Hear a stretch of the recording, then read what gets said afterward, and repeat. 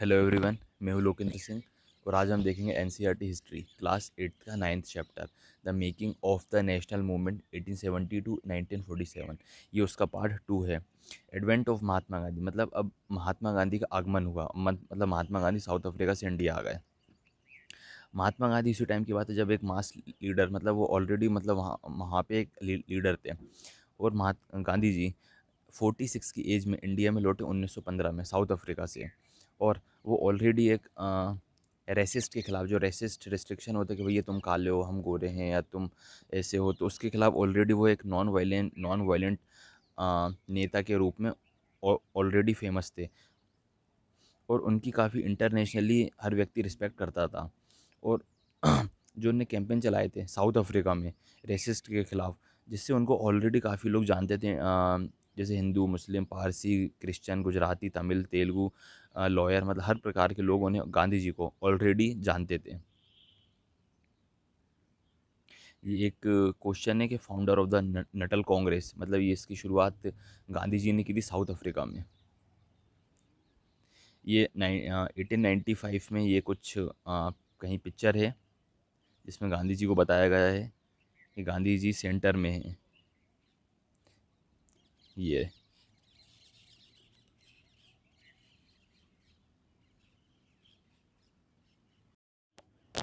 गांधी जी ने जब वो साउथ अफ्रीका से इंडिया आए थे, तो उन्होंने पहले साल, मतलब जो पहला साल है वो उस साल भारत का दौरा करा, मतलब लोगों को समझा, लोगों की नीड्स को समझी, ओवरऑल सिचुएशन को समझा। सबसे पहले कि इंडिया में क्या कंडीशन है, कैसा क्या चल रहा है, और अंग्रेज़ लोग कैसा व्यवहार कर रहे हैं इंडियंस के साथ। और उन्होंने फिर वहाँ से आकर शुरुआत की, लोकल मूवमेंट चलाई चंपारण, अहमदाबाद में। और उसी दौरान इनकी मुलाकात हुई डॉक्टर राजेंद्र प्रसाद और सरदार वल्लभ भाई पटेल से। और जो अहमदाबाद में इन्होंने जो मील स्ट्राइक चलाई थी, उसका इन्होंने सक्सेसफुली नेतृत्व किया था, मतलब उसको लीड करा था। अब उस पर फोकस करते हैं, उन मूवमेंट्स पर जो 1919 और 1922 के बीच में घटित हुए हैं। द रिवॉल्ट सत्याग्रह, इन 1919 में गांधी जी के द्वारा एक रिवॉल्ट सत्याग्रह चलाया गया, जो कि रिवॉल्ट एक्ट के खिलाफ था, जो कि ब्रिटिश ने पास करा था। इस एक्ट, रिवॉल्ट एक्ट के तहत इसमें इंडियंस के फंडामेंटल राइट्स छीने जा रहे थे। और पुलिस को ज़्यादा पावर दी जा रही थी, जो कि महात्मा गांधी, मोहम्मद अली जिन्ना और अदर को ऐसा लगता, और जो बाकी के जो फ्रीडम फाइटर थे, नेता थे, उन्हें ऐसा लगता था कि अंग्रेज़ लोग हमारी आज़ादी पर रिस्ट्रिक्शन लगा रहे हैं, जिस पर इन्हें किसी प्रकार की कोई मतलब नहीं है कि राइट्स, हमारी आज़ादी पर किसी प्रकार का कोई रोक लगाए। उन्होंने इस जो एक्ट था उसको डेविल करार दिया, मतलब एक मतलब शैतानी एक्ट है ये तो। अ, गांधी जी चाह रहे थे कि 6 अप्रैल 1919 को एक नॉन वायलेंट अपोजिशन डे के रूप में मनाया जाए, और स्ट्राइक की जाए, और सत्याग्रह सभा का मूवमेंट शुरू किया जाए।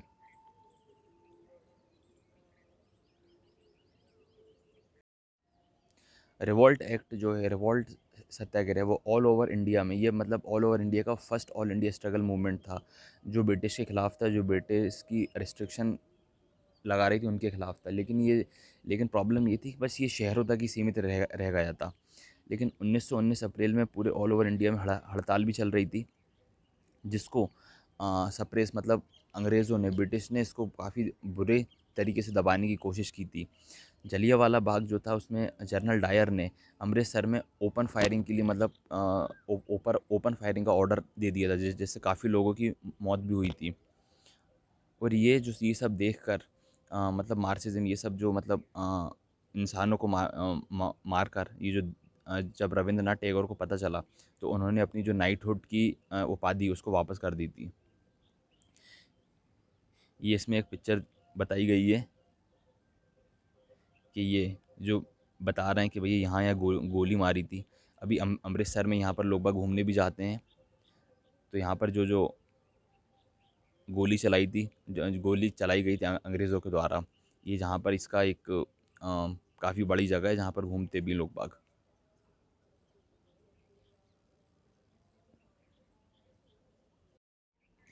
रिवॉल्ट सत्याग्रह में इसके काफ़ी ध्यान रखा गया कि भैया लड़ाई करते टाइम मतलब हमें ना हिंदू मुस्लिम दोनों में मतलब हिंदू और मुस्लिम दोनों को मिलकर अंग्रेज़ों का सामना करना है और अंग्रेज़ों के खिलाफ लड़ाई लड़नी है। और गांधी जी का कहना था, गांधी जी कहते थे कि ये जो देश है मतलब इंडिया है, ये हिंदू का, मुस्लिम का और हर रिलीजियस का है। मतलब ऐसा नहीं है सिवाय हम मतलब हिंदुस्तान है तो सिर्फ मतलब एक वर्ग का है, हिंदू का मुस्लिम का, हर व्यक्ति का है। और अ, गांधी जी ये भी कहा करते थे कि हिंदू मुस्लिम दोनों को एक दूसरे का सपोर्ट करना है।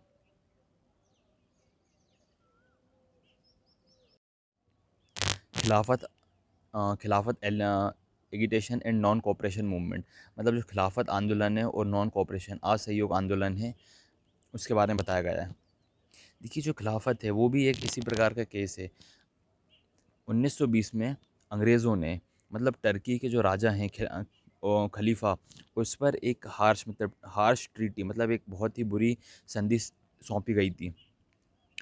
अ, और साथ ही साथ जो इंडिया के लोग हैं वो भी काफ़ी गुस्सा थे ऑलरेडी जलियांवाला बाग से। और इंडिया में भी इंडिया के जो मुस्लिम हैं वो भी चाहते थे जो खलीफा पर मतलब वहाँ पर किसी न किसी प्रकार से ओटामा एम्पायर बना रहे। और लीडर हैं जो खिलाफत आंदोलन के लीडर हैं मोहम्मद अली और शौकत अली, वो अब चाह रहे थे एक नॉन कोऑपरेशन मूवमेंट चाह रहे थे जिसमें गांधी जी ने कांग्रेस से ये डिमांड करी कि मतलब कि हमें इस पर सपोर्ट किया जाए, जो कि उसमें खिलाफत आंदोलन हुआ है और ये जलियांवाला बाग में जो पंजाब में जो गलत हुआ है हमारे साथ, उसके खिलाफ हमें सपोर्ट करें और साथ ही साथ स्वराज की भी स्वराज की भी डिमांड की जाए, मतलब स्वराज की मांग भी की जाए इसी के साथ साथ। जो नॉन कोऑपरेशन मूवमेंट चल रहा था उसके साथ ऐसा हुआ कि मतलब 1921-1922 में बहुत सारे लोग धीरे धीरे जुड़ते गए, जो स्टूडेंट्स थे वो भी जुड़ते गए। जो स्टूडेंट्स थे उन्होंने अपनी गवर्नमेंट कॉलेज और स्कूल छोड़ छोड़ दिया। और कई सारे जो लॉयर थे जैसे कि मोतीलाल नेहरू, सी आर दास, सी राजा गोपालाचारी, असफ अली, इन्होंने अपनी प्रैक्टिस छोड़ दी और ब्रिटिश ने जो टाइटल दे के रखे थे उनका बाइकआउट किया, उन टाइटल को भी लौटा दिया। और अंग्रेज़ों के जो भी एक्सपोर्ट होता था सामान, फ़ॉरेन कपड़े, उन कपड़ों का भी बाइकआउट किया गया, उनको जलाया गया। और द टिप ऑफ मतलब ये जो हुआ था, ये पूरा जो कहानी हुई है, ये जो इतना सारा तामा-झामा हुआ है, ये तो टिप ऑफ द आइसबर्ग। इसका मतलब होता है टिप ऑफ द आइसबर्ग के मतलब ये तो ट्रेलर है, पूरी फ़िल्म अभी बाकी है, मतलब अभी ऑलरेडी उससे और बड़े स्तर पे काम होने वाला है।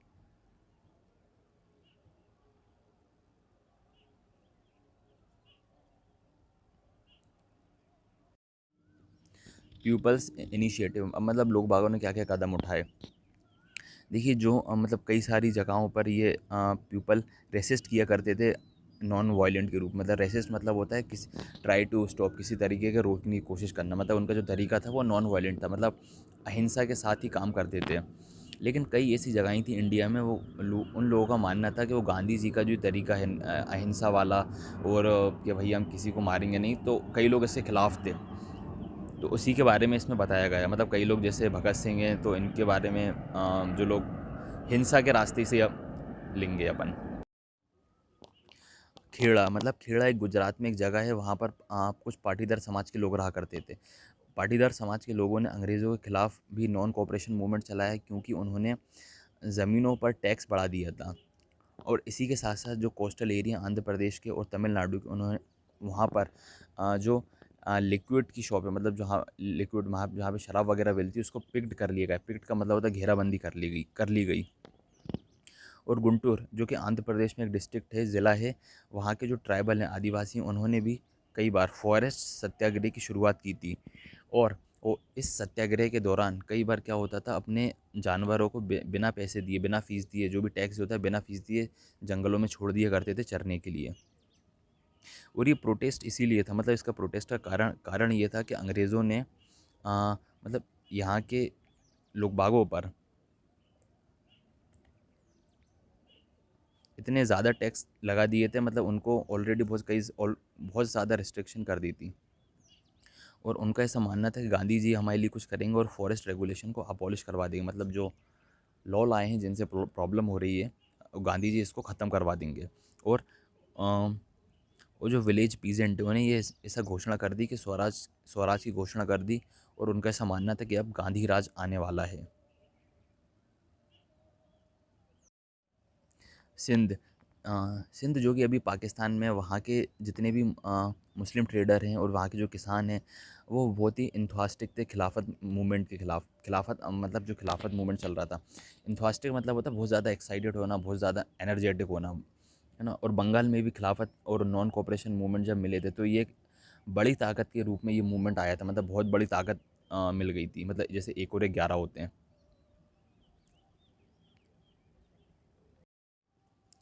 और उसी टाइम की बात है, और पंजाब में भी अकाली आंदोलन, मतलब एगिटेशन का मतलब होता है आंदोलन, अकाली आंदोलन सिखों के द्वारा शुरू किया गया। उनका ऐसा मानना था कि जो गुरुद्वारा में जो करप्ट महंत हैं उनको हटाना है, और उन्होंने इसमें ब्रिटिश की भी सपोर्ट ली थी। और ये जो मूवमेंट था, लगभग लगभग ऐसा कहते हैं कि नॉन कॉपरेशन मूवमेंट से हल्का फुल्का मिलता जुलता था। और इसी के साथ साथ जो आसाम में टी लेबर है, मतलब जो टी का जो खेती बाड़ी करते हैं उसके जो लेबर हैं, उन्होंने क्या करा, नारे लगानी शुरू कर दी गांधी महाराज की जय, और डिमांड करने लगे कि हमारे जो भैया वेजेस हैं, हमारी जो तनख्वाह सैलरी उसको थोड़ा सा बढ़ाएं। और और उन्होंने जो ब्रिटिश के प्लांटेशन, मतलब ब्रिटिश के प्लांटेशन की, मतलब जो ब्रिटिश की नौकरी कर रहे थे उनकी नौकरी छोड़ दी कि किसी भैया अंग्रेज़ की हम अंग्रेज़ों के अंडर में काम नहीं करेंगे। और आसाम में ऐसा होने लगा कि जो भजन वगैरह हैं, भजन वगैरह गाते थे आसामी, तो उसमें कृष्ण की जगह, जो भजन में भगवान का नाम लेते थे कृष्ण की जगह, तो उसकी जगह क्या कर दिया, गांधी गांधी राजा, मतलब गांधी जी का नाम लेने लगे लोग बाग।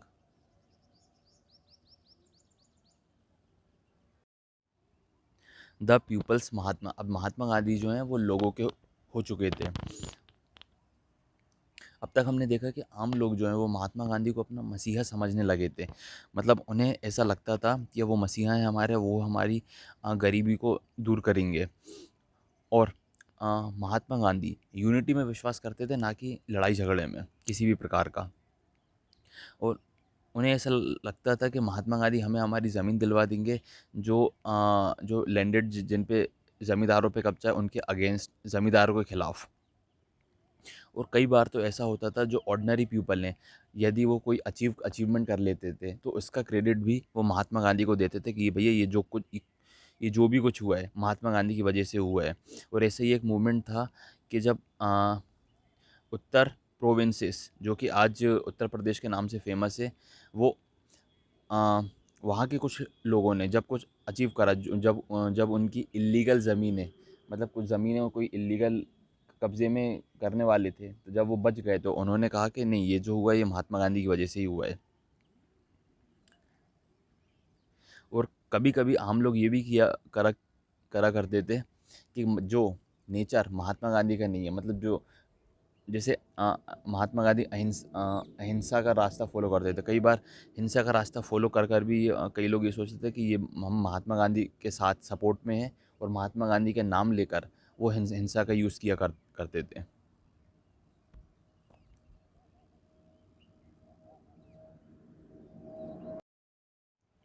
द हैपनिंग ऑफ 1922 1929, मतलब 1922 से लेकर 1929 तक क्या हुआ था। अ, महात्मा गांधी ने अपना जो नॉन वायलेंस मूवमेंट वो चला रहे थे, वो नॉन कॉपरेशन मूवमेंट जो चला रहे थे, उसको उन्होंने वापस खींच लिया था। क्यों? क्योंकि 1922 में फरवरी में किसानों की एक भीड़ ने चौरी चौरा पुलिस स्टेशन को जला दिया था, और उसमें 22 पुलिस वाले मारे गए थे। क्योंकि वो जब जुलूस निकाल रहे थे, जो किसान लोग हैं, तो उनमें से पुलिस वालों ने उस पर गोली चला दी थी, तो इस बात से किसान भड़क गए थे, जिस पर उन्होंने पुलिस वालों पर अटैक कर दिया था। जब नॉन कोऑपरेशन मूवमेंट जब पूरी तरीके से ख़त्म हो गया, तो जो गांधी जी के फॉलोवर्स हैं, तो उन्होंने क्या करा, कंस्ट्रक्टिव वर्क कुछ मतलब रचनात्मक काम शुरू करा, अपने ग्रामीण इलाकों से शुरुआत करी। और जो अदर जो लीडर हैं, जैसे कि चित्तरंजन दास, मोतीलाल नेहरू, उनका ऐसा मानना था कि पार्टी को इलेक्शन लड़ना चाहिए काउंसिल का। काउंसिल मतलब होता है लेजिस्लेटिव काउंसिल, जिसे कहते हैं विधान परिषद। मतलब विधान परिषद के चुनाव लड़ने चाहिए और उन्हें जानना चाहिए कि भाई ये ब्रिटिश जो अंग्रेज़ लोग हैं वो हमारे हमारे लिए कौन कौन सी पॉलिसी बना रहे हैं, और उसमें इंटरफेयर करना चाहिए, उसमें मतलब देखना चाहिए। और मिड 20 तक, मतलब मिड 20 तक आते आते गांधी जी के साथ बहुत सारे लोग, मतलब उनके सपोर्टर कई सारे बन गए थे। काफ़ी सारे लोग गांधी जी को सपोर्ट करने लगे थे, और यही जो लोग सपोर्ट कर रहे थे, मतलब इन्हें इसमें काफ़ी फ़ायदा हुआ। जो 1930 में जब सिविल डिसोबीडियंस मूवमेंट जब आया था, तो इन इन सपोर्टर से इस मूवमेंट को काफ़ी हेल्प मिली थी।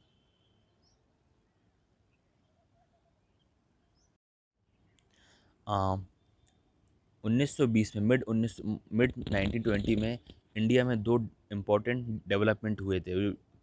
जो डेवलपमेंट थे, क्योंकि फॉर्मेशन हुआ था आरएसएस का, राष्ट्रीय स्वयं सेवक संघ और कम्युनिस्ट पार्टी ऑफ इंडिया। इन दो पार्टियों का जो कि इम्पोर्टेंट रोल रखाती थी उस टाइम पर। और इन पार्टियों का तरीका सोचने का अलग था। और उसी टाइम की बात है जब नेशनलिस्ट भगत सिंह भी काफ़ी एक्टिव थे।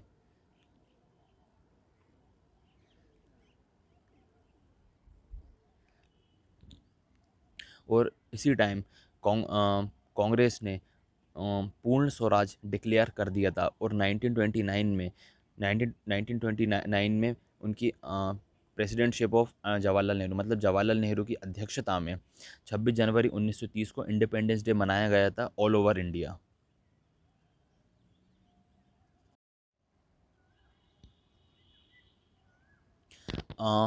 ब्रिटिश गवर्नमेंट ने 1927 में क्या करा था कि एक कमीशन बनाया था, साइमन कमीशन। और साइमन कमीशन को जो हेड था वो था लॉर्ड साइमन। उस कमिटी को, उस कमीशन को, मतलब इंडिया का पॉलिटिकल फ्यूचर के लिए बनाया गया था। और इस कमीशन में प्रॉब्लम ये थी, इस कमीशन में कोई भी मतलब the commission had no Indian representative, मतलब कोई भी इंडियन इसमें नहीं था, इसीलिए उसका काफ़ी विरोध किया गया था, इसको बाइकआउट करा गया था। और जब लॉर्ड साइमन जब इंडिया आया था, तो मतलब लोगों ने नारे भी लगाए थे, साइमन गो बैक।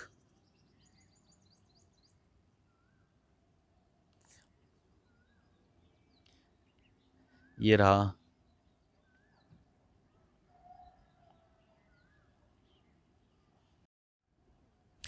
अ, इनकलाब जिंदाबाद, मतलब अब जो बहरे हैं उनको ये नारा सुनाना था, इनकलाब जिंदाबाद।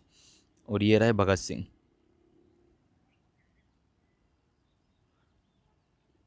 रेवोल्यूशनरी जो मूवमेंट, रेवोल्यूशनरी नेशनलिस्ट थे, जैसे कि भगत सिंह, चंद्रशेखर आज़ाद, सुखदेव, और उनके जैसे और भी कई कई सारे लोग थे जो कॉलोनियल रूल, मतलब जो अंग्रेज़ था, और जो रिच एक्सप्लॉइटेशन, मतलब जो अमीरों से जो गरीबों को, जो किसानों को, लेबरों को फ्री करवाना चाहते थे। और इसी के उद्देश्य से उन्होंने हिंदुस्तान सोशलिस्ट रिपब्लिक एसोसिएशन की स्थापना की थी दिल्ली में, फिरोज शाह कोटला में 1928 में। और इसी के साथ 17 दिसंबर 1928 में भगत सिंह ने और चंद्रशेखर आज़ाद ने और राजगुरु ने स्वैंडर्स स्वैंडर्स एक पुलिस वाला है, स्वैंडर्स को मार दिया था, क्योंकि उसने लाला लाजपत राय को लाला लाजपत राय पे लाठीचार्ज की थी, जिससे मतलब इतनी लाठीचार्ज की थी जिससे लाला लाजपत राय की डेथ हो गई थी। और इसीलिए चंद्रशेखर आज़ाद, भगत सिंह और राजगुरु ने सॉन्डर्स को भी मार डाला, जो कि एक पुलिस ऑफिसर था ब्रिटिश गवर्नमेंट में, अंग्रेज़ों का। और 8 अप्रैल 1929 में भगत सिंह और बी के दत्त ने सेंट्रल लेजिस्लेटिव असेंबली में बम फेंका था। और अपने जो पर्चे थे, उन्होंने उसके साथ पर्चे भी फेंके थे। और उस पर्चों में लिखा था कि हम किसी को मारना नहीं चाहते हैं, जो अंग्रेज़ लोग हैं, जो बहरे लोग हैं, हम सिर्फ उन्हें सुनाना चाहते हैं कि आपने हमें कितना एक्सप्लॉइट करा है। और इसलिए भगत सिंह, सुखदेव और राजगुरु को मतलब 23 मार्च 1931 में फांसी पर चढ़ा दिया था। और उस समय भगत सिंह की एज सिर्फ 23 साल की थी, मतलब 23 साल थी एज। ये रहे भगत सिंह। डांडी मार्च।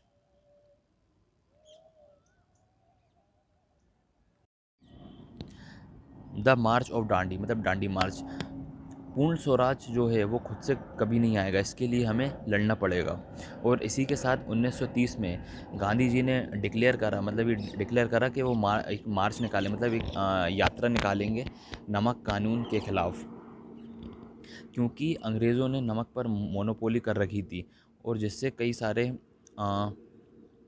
जो गांधी जी थे और उनके साथ जो अदर नेशनलिस्ट थे, उन्हें ऐसा लगता था कि ये सिंफुल, मतलब ये एक प्रकार का पाप है नमक पर टैक्स लगाना, क्योंकि एक ये बेसिक नीड्स है, क्योंकि मतलब हर व्यक्ति खाना खाता है, हर व्यक्ति को खाने में नमक मिलाता ही है, तो ये एक बेसिक नीड्स है, इस पर ये टैक्स लगाना एक पाप है। तो इस मार्च ने, मतलब जो ये यात्रा निकाली थी, जो डांडी मार्च निकाली थी, इसने क्या करा था, क्योंकि ये बेसिक नीड्स है हर व्यक्ति, तो इससे अमीर भी जुड़े और गरीब भी जुड़े, तो इससे क्या हुआ, जो डिवाइड है अमीर और गरीब का, फिर वो खत्म नहीं रहा था, मतलब सब एक हो गए थे, अमीर और गरीब भी।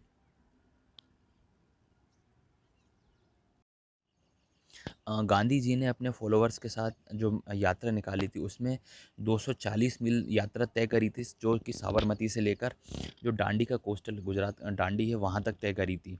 जिसमें इन्होंने क्या करा था कि जो नमक है उसको मतलब बिखरा पड़ा था नमक, उसको इकट्ठा करा था, ये एक सिंबल था कि भई हम तुम्हारे खिलाफ हैं, जो अंग्रेज़ों के खिलाफ हैं। और उन्होंने इसी के साथ साथ boiling sea water to produce salt, मतलब जो समुद्र का पानी है जिसमें नमक होता है ज़्यादा, उसको उबाला था, और जिससे प्रोड्यूस मतलब जिससे नमक बनाया था, पानी को उबाल कर, पानी जो है भाप बनकर उड़ गया था और नीचे नीचे नमक बच गया था। एक फ़ोटो भी दी हुई है 1930 की, जिसमें गांधी जी अपने फॉलोवर्स के साथ, मतलब ये 1930 की फ़ोटो है, जिसमें गांधी जी अपने फॉलोवर्स के साथ हैं और नमक को कलेक्ट कर रहे हैं।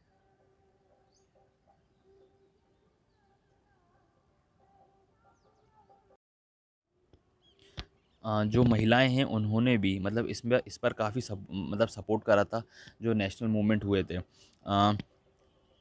चाहे वो यंग हो, वृद्ध हो, चाहे वो मैरिड हो, चाहे वो किसी गांव की हो, शहर की हो, हर महिला ने इस पर अ, जो ने जो फ्रीडम फाइटर थे उनका साथ दिया था, और इस मूवमेंट में महिलाओं ने भी बराबर साथ दिया था। और ब्रिटिश ऑफिसर और जो इंडिया नेशनलिस्ट थे, उन्हें ऐसा लगता था कि जो हमारे मूवमेंट को, मतलब महिलाओं के आने से और हमारा मूवमेंट स्ट्रांग हुआ है, मतलब फीमेल्स भी काफ़ी पावरफुल थी, उनके आने से बहुत जो ऑर्गेनाइजेशन है, जितने भी संगठन हैं, उनको अपने आप में पावरफुल और पावरफुल फील हुआ था। जो फ्रीडम मूवमेंट में जो महिलाएं थीं, जो और उन्होंने अपने साथ घरों से निकलना शुरू करा था, और ये एक प्रकार का सिंबल था कि मतलब महिलाएं किसी से कम नहीं है, और वो एक इक्वल राइट्स रखाती, मतलब पुरुष पुरुष के साथ भी। महिलाओं ने भी इसमें काफ़ी इम्पोर्टेंट रोल रखाया था। इसमें एक बताया गया है कि कर्नाटका की एक अम्बाबाई हैं, जिनकी शादी है 12 साल की उम्र में कर दी गई थी, और 16 साल की उम्र में वो विधवा हो गई थी। और उन्होंने जो फ़ॉरेन के कपड़े होते हैं और फ़ॉरेन की जो शॉप्स होती हैं उडीपी में, उसको इनने घेराबंदी भी की थी, और इसके कारण वो अरेस्ट भी हुई थी, और फिर छूटी, जब छूटी थी तो छूटने के बाद इन्होंने कई सारी सीखी, स्पाई मतलब सिलाई कढ़ाई बुनाई सीखी, और उन्होंने प्रभात फेरी की भी स्थापना की थी। और अम्बाबाई का ऐसा मानना था ये उनके जीवन के सबसे happiest day of our life, मतलब ये बहुत खुशहाल वाले दिन हैं, क्योंकि इन्हें एक अपना नया पर्पस मिला जीवन को, और एक कमिटमेंट मिली। और महिलाओं ने इसके लिए काफ़ी मतलब फ़ाइट लड़ी थी कि भाई ये देश हमारा भी है, तो ये जो मूवमेंट चल रहा है आज़ादी के मूवमेंट, इसमें भी हम हिस्सा लेंगे। ऐसा ऐसा इसलिए हुआ था कि तो जो सॉल्ट सत्याग्रह था, इस पे मतलब महात्मा गांधी भी इसके अपोस्ट में थे, मतलब महात्मा गांधी भी नहीं चाहते थे कि महिलाएं इस पर साथ दें। बाद में सरोजनी नायडू ने महात्मा गांधी जी को इस मूवमेंट के लिए कि मना लिया था, कि ताकि उनको महिलाओं को भी जुड़ने दिया जाए।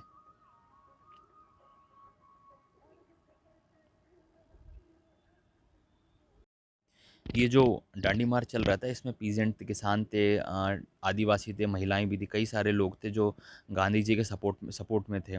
और इसके साथ साथ मतलब जब ये चल रहा था तो इसमें पेम्पलेट वगैरह भी इशू किया जाता था इसके सत्याग्रह के खिलाफ। लेकिन गवर्नमेंट ने, ये शांतिपूर्वक चल रहा था, लेकिन गवर्नमेंट ने इसको भी क्रश करने का क्रश करना, मतलब इसको ख़त्म करना चाहती थी। तो इसके लिए उसने क्या करा, जो सत्याग्रह में सत्याग्रही थे, मतलब जो भी लोग थे, हज़ारों लोगों को अंग्रेज़ों ने इस जेल में डाल दिया था।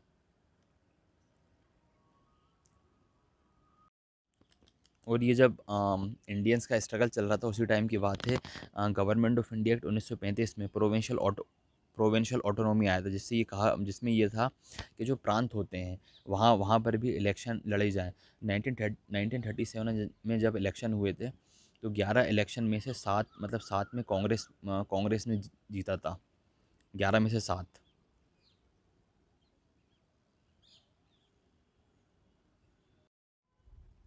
1937 में मतलब कांग्रेस की सरकार बनी ही थी, क्योंकि 1939 में सेकेंड वर्ल्ड वार स्टार्ट हो गया। और इसी के साथ साथ जो हिटलर जो है वो कांग्रेस को क्रिटिसाइज़ किया करता था, इंडियंस को। तो कांग्रेस के लीडर भी थे, इस बात के लिए रेडी थे कि हम सब ब्रिटिश का सपोर्ट करेंगे, अंग्रेज़ों को सपोर्ट करेंगे हिटलर के खिलाफ लड़ने के लिए। इसमें उनकी ये शर्त भी थी कि हम भैया बाद में इंडिया को आज़ाद कर देंगे। लेकिन British refuse to consider the demand, मतलब अंग्रेज़ों ने फिर ये बाद में ठुकरा दी, मतलब धोखा दे दिया। पहले इंडियंस बोले कि हम तुम्हें सपोर्ट करेंगे, और ब्रिटिश बोले कि हम तुम्हें ठीक है बाद में आज़ादी दे देंगे। बट बाद में उनको मतलब धोखा दे दिया, मना कर दिया आज़ादी देने से। तो इसके प्रोटेस्ट में कांग्रेस ने रिज़ाइन कर दिया।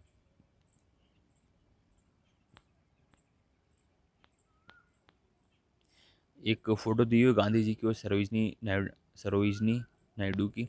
इसमें ये एक पहली महिला हैं सरोजिनी नायडू, जो कि इंडियन नेशनल कांग्रेस की पहली महिला प्रेसिडेंट बनी थी।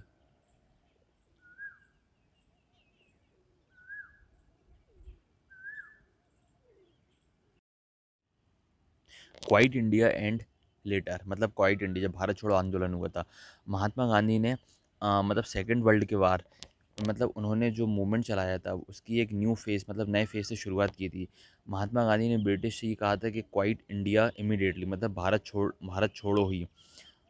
और महात्मा गांधी ने लोगों से ये ऐसा कहा गया था, अब हम डू एंड डाई की पॉलिसी अपनाएंगे, मतलब करो या मरो की पॉलिसी अपनाएंगे, जिससे और ब्रिटिश से मतलब और अंग्रेज़ों से लड़ेंगे। लेकिन ये जो काम होगा, जो हम करो या मरो वाली पॉलिसी, ये नॉन वायलेंट, मतलब अहिंसक तरीके से होगी। तो ये देखकर गांधी जी और उनके बाकी के जो लीडर हैं, सपोर्टर हैं, उनको जेल में डाल दिया गया। इसके बावजूद भी ये जो मूवमेंट था, करो या मरो या भारत छोड़ो आंदोलन, ये लगातार चलता रहा। और और जो अंग्रेज़ों का सिंबल था, मतलब जैसे हर गवर्नमेंट का एक सिंबल होता है, जैसे अभी इंडिया का एक अशोक चिन्ह, अशोक एम्बल है, उसी तरीके से जो ब्रिटिश का सिंबल थे, उनका जो आईडी थी, उनको नुकसान पहुंचाया गया। और कईयों ने अपने अपने एरिया में छोटे स्तर पे गवर्नमेंट भी बनाई। ये जो मूवमेंट चल रहा था, इसको रिस्पॉन्ड करने के लिए, मतलब अंग्रेज़ों ने बहुत ही रिप्रेसिव पॉलिसी अपनी, रिप्रेसिव मतलब होता है बहुत ही ज़्यादा दमनकारी, बहुत ही ज़्यादा बुरी। बाय द एंड ऑफ 1943, मतलब 1943 के लास्ट लास्ट में अंग्रेज़ों ने इंडिया के 90,000 फ्रीडम फाइटर को अरेस्ट कर लिया था, जो भी आज़ादी के खिलाफ लड़ाई लड़ रहे थे। अंग्रेज़ों से कह रहे थे कि भारत छोड़ो। उनमें से 90,000 लोगों को गिरफ्तार कर लिया गया, और 1,000 लोगों को मार दिया गया। और कहीं कुछ कुछ जगहों पर तो ऐसा भी ऑर्डर दिया गया कि भई एरोप्लेन से मशीन गन से फायरिंग करो, मतलब इतना ज़्यादा रिप्रेसिव तरीका, मतलब दमनकारी तरीका अपनाया था अंग्रेज़ों ने। और इसके साथ, लेकिन ये जो मूवमेंट है ये कंटिन्यूस चलता रहा। और इसके मूवमेंट ने अंग्रेज़ों को, मतलब अंग्रेज़ लोग अपने नीज़ पर आ गए थे, घुटने पर आ गए थे, मतलब उन्होंने गिव अप कर दिया था। टुवार्ड इंडिपेंडेंस एंड पार्टीशन, 1940 में 1940 में जो मुस्लिम लीग है उसने अपनी मुसलमानों के लिए इंडिपेंडेंट स्टेट की मांग की थी। नॉर्थ वेस्ट में और ईस्टर्न पार्ट, मतलब इंडिया के ईस्टर्न पार्ट में। लेकिन उनने जो बिल पारित करा था, जो उनने मतलब जो लेटर था उनका, उसमें कहीं पर भी पाकिस्तान का जिक्र नहीं था। लेकिन अ, सवाल ये है कि उनने करा क्यों था ऐसा, क्यों ये डिमांड रखी थी।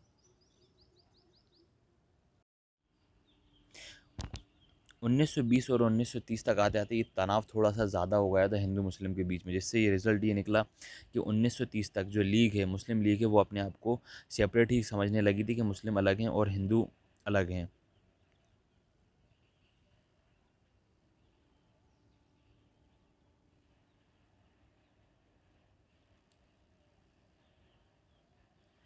और 1937 तक मतलब इसका रिज़ल्ट ये हुआ कि 1937 तक जो मुस्लिम लीग है वो अपने आप को माइनॉरिटी समझने लगी थी। मतलब खुद उसने अपने आप को ऐसा कंसिडर कर लिया था कि हम माइनॉरिटीज़ हैं और हम हमें हमेशा सेकंड फिडल रोल मतलब हमें कभी भी प्रायोरिटी नहीं दी जाएगी, हमें हमेशा सेकेंडरी रखा जाएगा। और मुस्लिम लीग को ये भी डर था कि उनका मतलब उनको रिप्रेजेंट कौन करेगा, मतलब उनका मतलब हेड कौन रहेगा। जब मुस्लिम लीग ने 1937 में कांग्रेस के पास गई, वो यूनाइटेड जो प्रोविंसेस थे, प्रांत थे, उनके साथ मिलकर सरकार बनाना चाहती थी, जिससे ये हुआ कि कांग्रेस ने उनका ये जो मतलब प्रस्ताव है उसको रिजेक्ट कर दिया, जिससे तनाव की स्थिति और ज़्यादा हो गई थी 1937 में।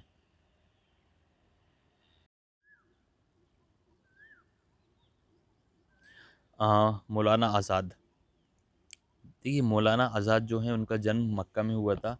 उनके जो फादर हैं, पिताजी हैं उनके, वो बंगाल के थे और माँ अरब की थी।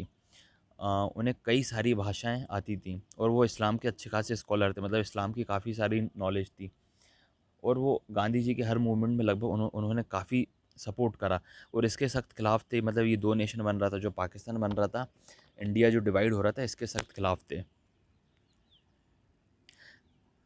सी राजा गोपालाचारी, देखिए साउथ में सी राजा गोपालाचारी एक बहुत ही इम्पोर्टेंट लीडर हैं, जो साउथ में सॉल्ट सत्याग्रह हुआ था, उसके ये लीडर भी थे। और इन्हें सभी लोग गुरु राजा जी के नाम से जाना जाता था। ये एक इम्पोर्टेंट क्वेश्चन है कि सॉल्ट सत्याग्रह जो हुआ था उसमें साउथ में जो सॉल्ट सत्याग्रह हुआ था उसका लीडर कौन था, तो उसके लीडर थे सी राजा गोपालाचारी। और ये इंडिपेंडेंट इंडिया के, जब इंडिया फ्री हो गया था आज़ादों से, तो फर्स्ट गवर्नर जनरल यही रहे थे, सी राजा गोपालाचारी। देखिए सरदार वल्लभ भाई पटेल, देखिए सरदार वल्लभ भाई पटेल का जो काफ़ी गरीब फैमिली में हुआ था, और लेकिन उसके बावजूद भी ये मतलब इनका और काफ़ी कंट्रीब्यूशन था। और 1931 में इन्होंने कांग्रेस की प्रेसिडेंट भी रहे थे। मोहम्मद अली जिन्ना, देखिए मोहम्मद अली जिन्ना को हिंदू मुस्लिम यूनिटी मतलब हिंदू मुस्लिम एकता का एम्बेसडर बताया जाता है। लेकिन 1920 में इनका काफ़ी बड़ा रोल प्ले करा था, जो लखनऊ पैक्ट हुआ था, इनने काफ़ी इंपॉर्टेंट रोल था इनका। और 1934 में लगभग मुस्लिम लीग बहुत कमज़ोर पड़ गई थी, जो इन्होंने उसे रीऑर्गेनाइज मतलब काफ़ी सपोर्ट किया था।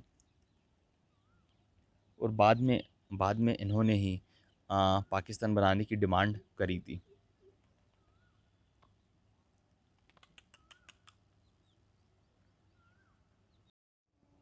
कांग्रेस इसमें फेल हो गई कि मुस्लिम लीग को मोबालाइज करने के लिए 1930 में। लेकिन 1940 में जब कांग्रेस के कई सारे लीडर जेल में थे, तो लीग ने ही ऑल ओवर इंडिया को मतलब सपोर्ट करा था, अपना जो काम है आंदोलन ने जारी रखा था।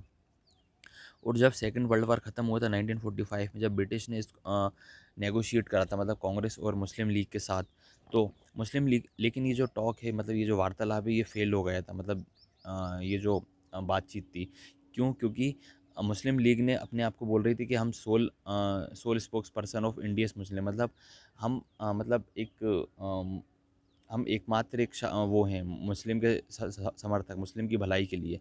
लेकिन कांग्रेस ने इसको रिजेक्ट कर दिया था, क्योंकि कई सारे मुस्लिम जो फ्रीडम फाइटर हैं वो कांग्रेस के भी साथ में थे। मतलब मुस्लिम लीग का ऐसा मानना था कि हम मुस्लिम के प्रतिनिधि एकमात्र प्रतिनिधि हैं। बट कांग्रेस ने कहा था कि नहीं, मतलब हम कांग्रेस के साथ भी ऑलरेडी कई सारे मुस्लिम्स उस टाइम पर थे। 1946 में प्रांतों में जब इलेक्शन हुए, तो कांग्रेस ने काफ़ी बढ़िया, कांग्रेस का जो प्रदर्शन है काफ़ी अच्छा रहा। लेकिन जो लीग हैं, जो उनकी मुस्लिम्स की जो सीटें जो रिज़र्व थी, उन्होंने भी काफ़ी अच्छा करा। फिर इसी के साथ पाकिस्तान की डिमांड बढ़ने लगी। और 1946 में ब्रिटिश के जो कैबिनेट है उन्होंने 3 मेंबर कमेटी दिल्ली दिल्ली बुलाई थी सेपरेशन के लिए, मतलब पूरा जो सही तरीके से इंडिया को आज़ादी देने के लिए 3 लोगों की मेंबर कमेटी बुलाई थी, ताकि सही से काम हो जाए। लेकिन उनका जो ये लूज़ कॉन्फिडरेशन, मतलब जो बात है मतलब सही नहीं बैठी थी, मतलब बिल्कुल एक सही तरीके से बातचीत नहीं बनी थी, जिससे दोनों डिसएग्री थे। फिर यहीं से मतलब स्टार्ट होता है पार्टीशन का।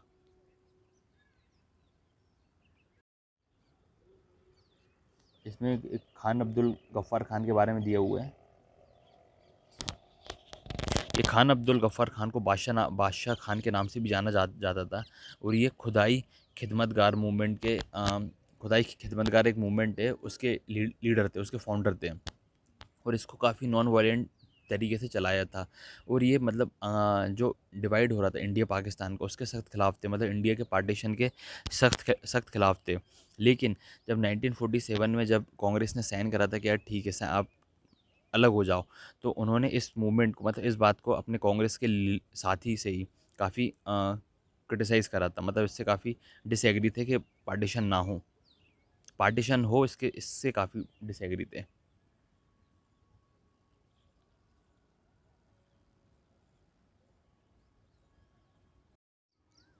एक फ़ोटो दी हुई है जब पार्टीशन हो रहा था इंडिया पाकिस्तान का, तो उसके कुछ रेफ्यूजीज़ हैं जो कि दिल्ली में इकट्ठे हो गए थे एक साथ।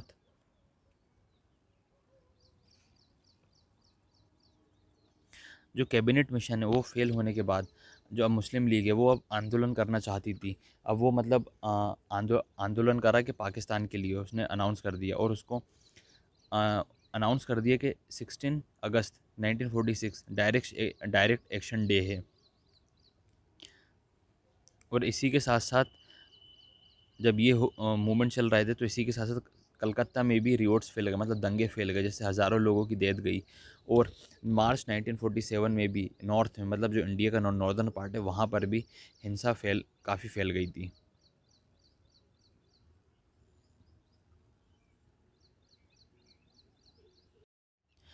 जब इंडिया और पाकिस्तान का जब पार्टीशन हुआ था, तो इसमें से हज़ारों लोग मारे गए थे। और कई सारी जो महिलाएं हैं उन्होंने भी कई सारी प्रॉब्लम्स फेस करी थी। और मिलियंस ऑफ पीपल, मतलब होता है करोड़ों लोग, मतलब जो अपने घर में रहा करते थे, मतलब कल तक उनका घर था, आज वो अनजान हो गए अपने ही घर में, मतलब अपने ही घर में वो एलियन बन गए। मतलब जहाँ वो रह रहे थे अपने एक दिन पहले उनका घर था, आज उनको देश छोड़ के जाना पड़ा था। ये कई सारे चेंजेस आए थे। और रातों रात करोड़ों लोगों ने अपना घर छोड़ा। इससे पार्टीशन जो हुआ था इंडिया और पाकिस्तान का, इसके साथ हमें अंग्रेज़ों से आज़ादी तो मिल गई थी, मतलब ये खुशी का माहौल था। उसके साथ इसने कई सारे पेन और वायलेंस भरा भी एक मूवमेंट दिखाया, जो पाकिस्तान का जो पार्टीशन हुआ था, जॉय इस बात की थी कि आज़ादी मिल गई। लेकिन जो पार्टीशन हुआ था, इसने पेनफुली और वायलेंस भरा काफ़ी एक दृश्य दिखाया था।